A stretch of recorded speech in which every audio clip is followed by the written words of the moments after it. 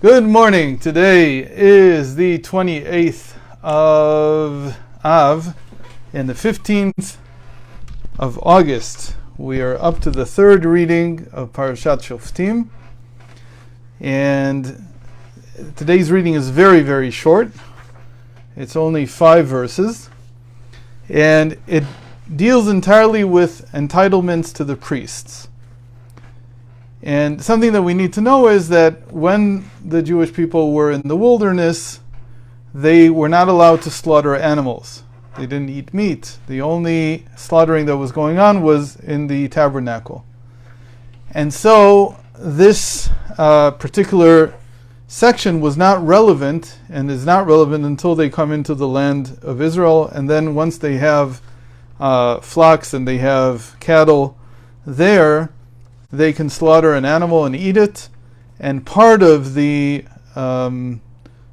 process of slaughtering is to give 3 gifts, as they're called, to the priests. The word that repeats here a couple of times is the beginning of. Let me just read it to you from. It's so short. Okay, we'll just read from verse 3 and on. Besides the gifts you have already been told about, there are altogether 24 gifts given to the priests, and we'll come back to this number in a moment. The following must also be the priest's entitlement from all lay people, from those who slaughter any domesticated animal for personal consumption, be it an ox, a sheep, or a goat. The slaughterer must give the priest the shoulder, the cheeks, and the stomach. Cheeks for us is here. Cheeks in Torah means the lower jaw and the higher and the upper jaw. These are actually these bones are considered to be the cheeks because they actually form the cheeks.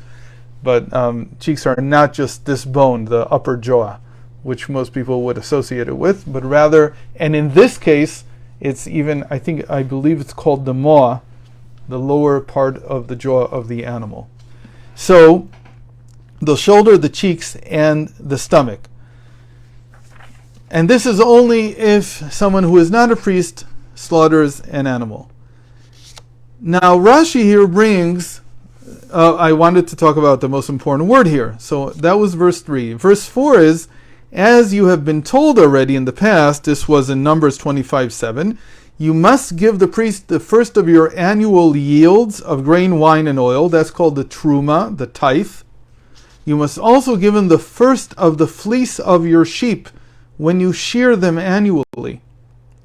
For God your God has selected him out of all your tribes to stand and serve in the name of God, he and his sons for all time.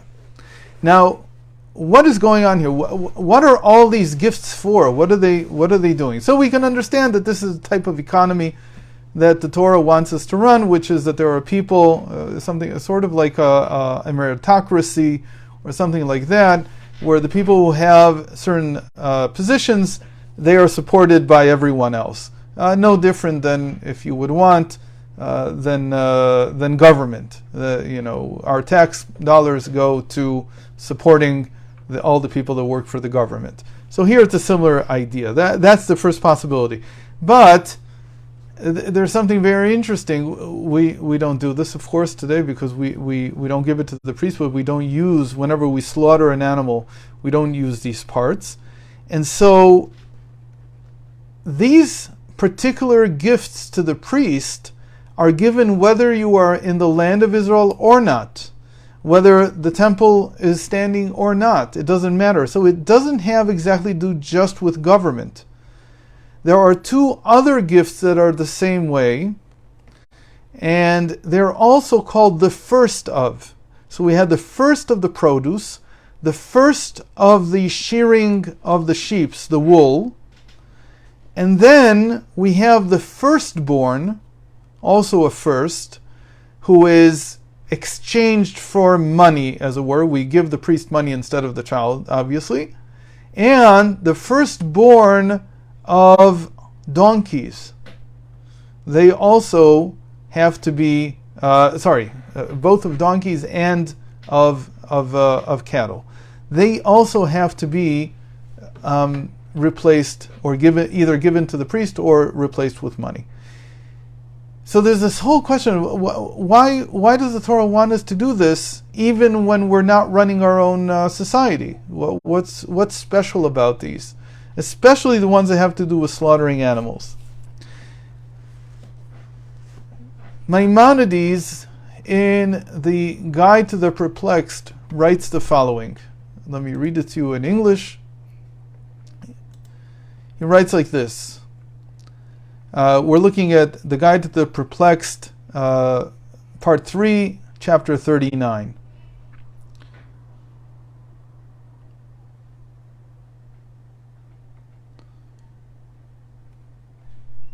I have misplaced what I wanted to read for you. Just a second.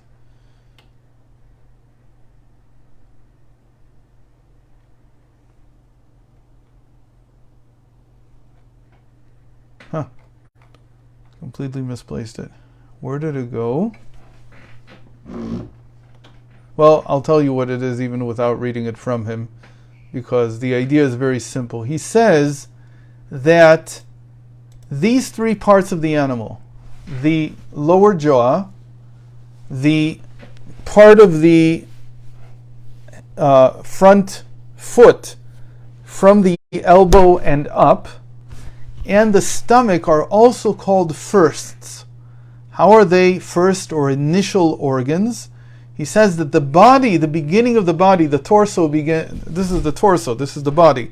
So the body, according to halacha, begins from the jaw, from the lower jaw. This is the first part, especially if you look at the picture of an animal, it's even more clear. Let me find the picture in the book that I have. I'll just hold it up. And I don't know if you can see this, but the lower jaw is the beginning of the torso. From the ankle and up, from the elbow and up, is the first part of what we call the five or the four legs of the animal. It begins from there. It begins from that part that comes out of the shoulder and down into. So those are separate. They're not the torso. They're the I don't remember what you call it in English, but the appendages that the animal has. The stomach is considered to be the first of the inner organs of the body. That's what Maimonides says. So what do we have? We have in common that everything that we give to the priest is taking the first of something and giving it to them. What's so important about the first? So here is the principle that is explained in Kabbalah and in Chassidus many times, that whenever you're talking about the beginning of something, the beginning, the inception is always chaotic. The inception has to be elevated. The beginning of the day, for instance. So we wake up in the morning. What do? The first thing we do is we spend an hour praying. Why do we do that? My father used to say that his mother had the saying that 5 minutes in the morning is equal to an hour in the afternoon. So you take the best time of the day and you give it away to something holy, you sanctify it. Why is that? Because because it is so worthy, it has so much value, it's also chaotic. It's very hard to order it. It's very hard to discipline it. So instead of leaving it in a state of chaos, we elevate it up to holiness. And that was the same idea that Abel and Cain brought from the first shearings. That's what Abel did. And Cain brought from the first produce. And there's a whole thing about why in the end God didn't accept Cain's sacrifice. But it was the same idea, that the beginning of everything should be elevated. The beginning of everything has to be sanctified in order to rectify the chaotic energy within it. And the chaotic energy within it is really important, because there's a lot of energy there. Because the first thing that's formed, so whether it's the torso, whether it's the legs of the animal, whether it's the inner organs, all the energy is there. You want that. You would feel that that's the most important part. But because it's so full of energy, it becomes chaotic. And the only way to remedy it is to sanctify it, is to bring it up to a higher level. The same thing, by the way, is true about what we call the superconsciousness of human beings. The crown, the sphere of crown. The sphere of crown many times is called tohu. It's called chaos in the Zohar. It's referred to as chaos.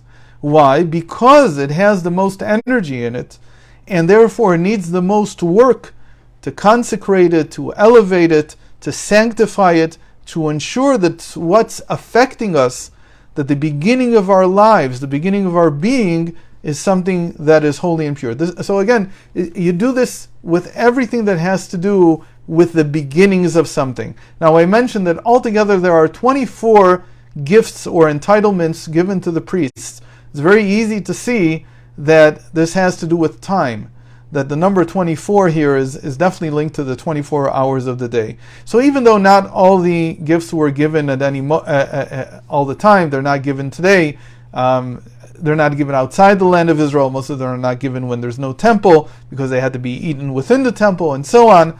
The idea is still there, that you have to consecrate the beginning of every hour of the day in some way. And there's a famous story about the fifth Lubavitcher Rebbe, that at the beginning of every hour of every day, he would say a blessing. Meaning, when he was very aware of time, and whenever the clock switched from 1 hour to the next, he would say a blessing.